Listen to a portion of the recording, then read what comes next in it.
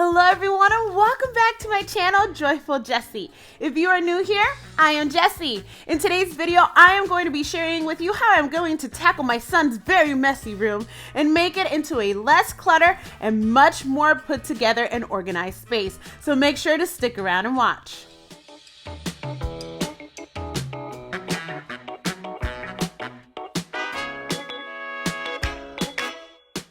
Now, I know for sure I am not the only mother out there that has a child with an extremely messy room. Let's all be honest and realistic. At some point, we were a child too, and our space was not very put together. As we can see here, this area is full of clothes, and it's a sign that I need to get in here and start decluttering. I am so ready for this, so let's get to it.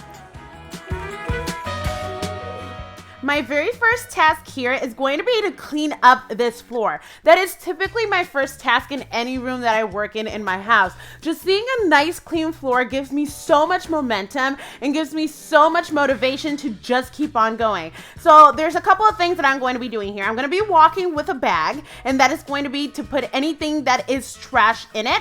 I'm going to have a little bin in case I find any of Solaris's toys in here, another container for donation, and then I have these containers that I just got last week because I was planning to get into this room for Legos. These are absolutely phenomenal. You just simply put the lid on it and they're easy to store underneath the bed. They're like the perfect size.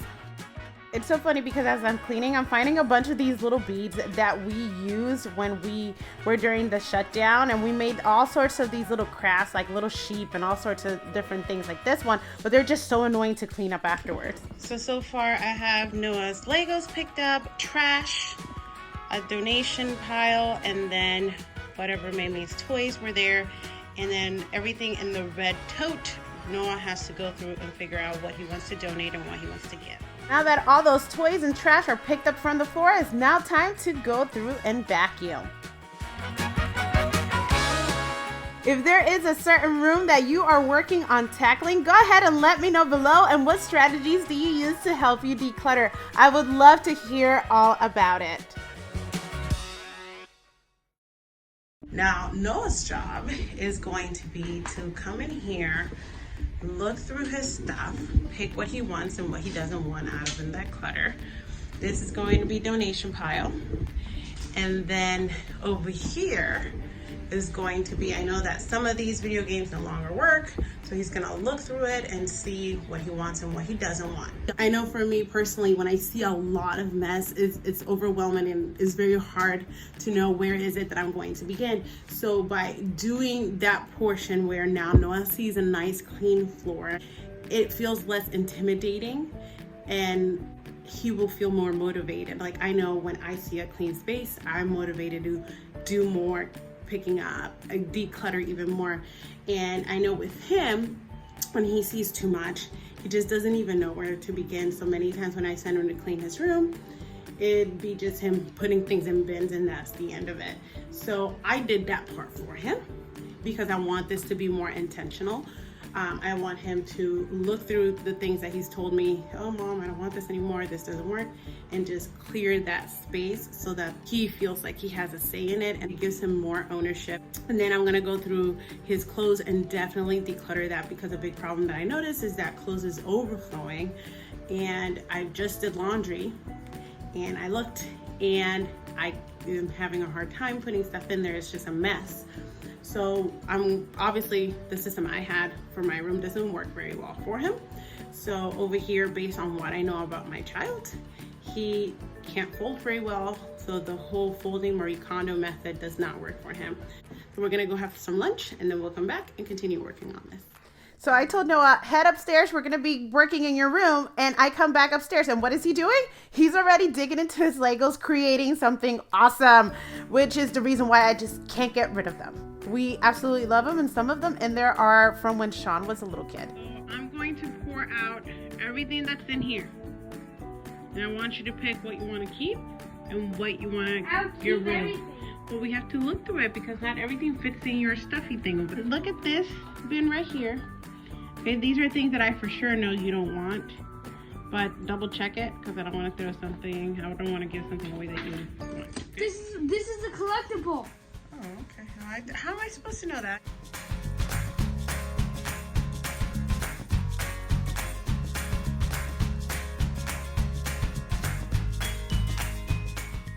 After his task of figuring out what he wanted to keep with stuffies and what he didn't want to keep, I noticed that he was having a hard time deciding what to keep. So I decided to give him an easier task.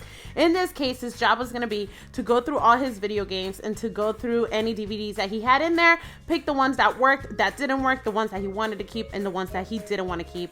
And I turned on the system for him so that he could test it out if he wasn't sure if a video game worked or not. And that he found pretty enjoyable. And he did a pretty darn good job at it too.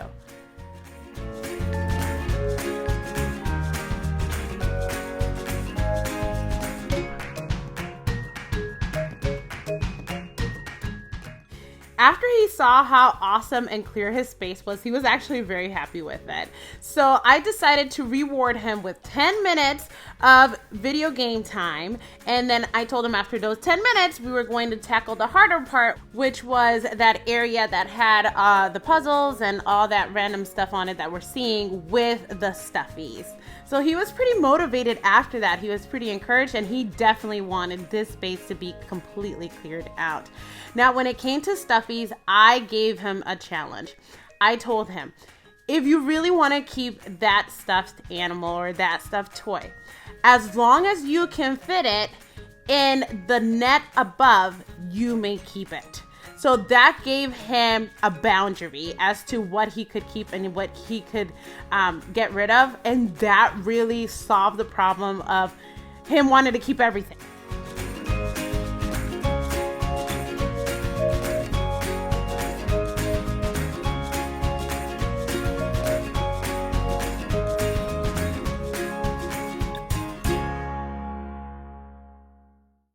So we were playing Legos as a family because that's what, we really, I'm not so much of a really good Lego builder. I need instructions, but Sean and Noah are definitely master builders, and May just loves playing with Legos as well.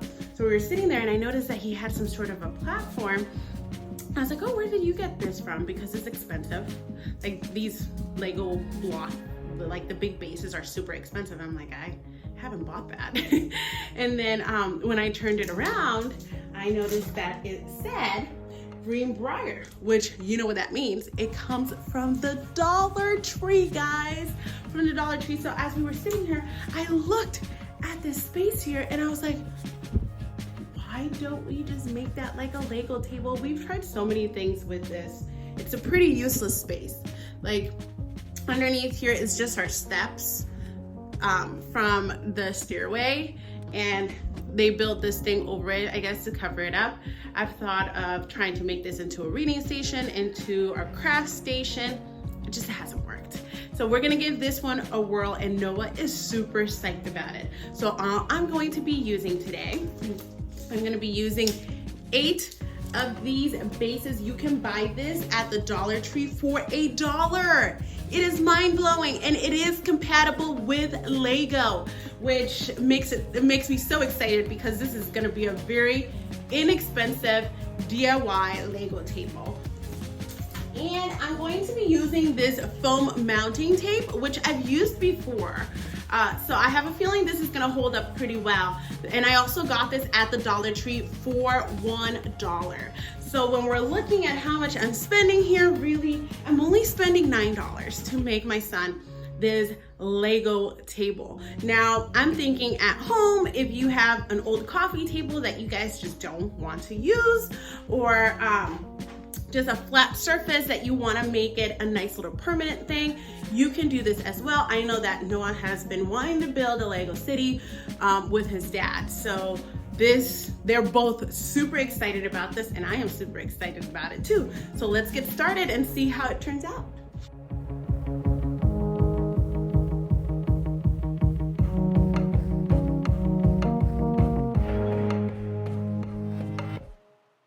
Here, this space here, they had smaller ones that you could buy that would fit here perfectly, but Noah and Sean really wanted this space just to be like their creating space and this over here to be their sitting space. I told them if they wanted me to do that later on, I'd be more than happy to do it later.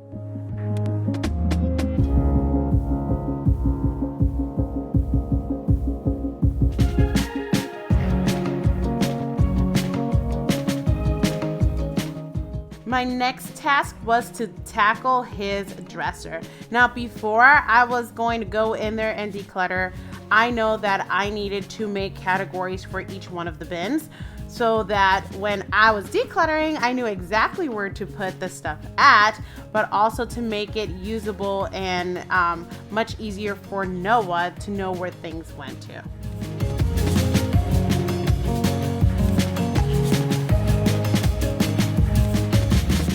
Like to take this moment just to encourage you and invite you to subscribe to this channel if you enjoy what you are seeing so that you never miss out when I post a new video. I would love to have you here. This drawer I'm keeping folded like this. This is his uniform drawer and it works very good for Sean in the mornings when he gets him ready for school, and it's just easy to find. So since I'm the one dealing with this clothes, I'm gonna keep it this way. I fit all his uniform here.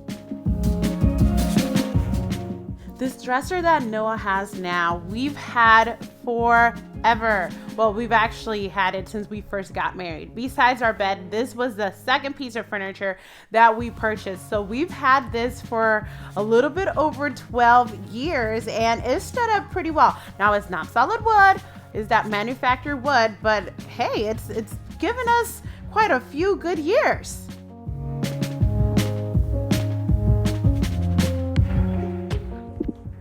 One of the big problems that we had here in Noah's room was definitely his clothes. He knew where his undies and socks went, but he didn't know where anything else went, and he would just shove things in there. I think a big solution to that problem to avoid the clothes just being in random places are the labels.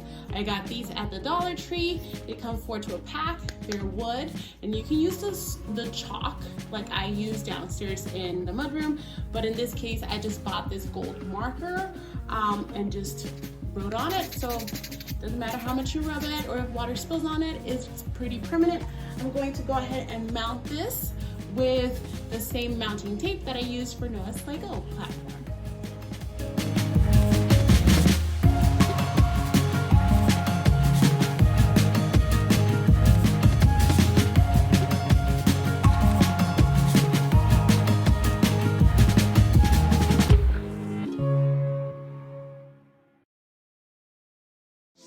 Now let's take a look at how this room turned out to be after we cleaned and decluttered.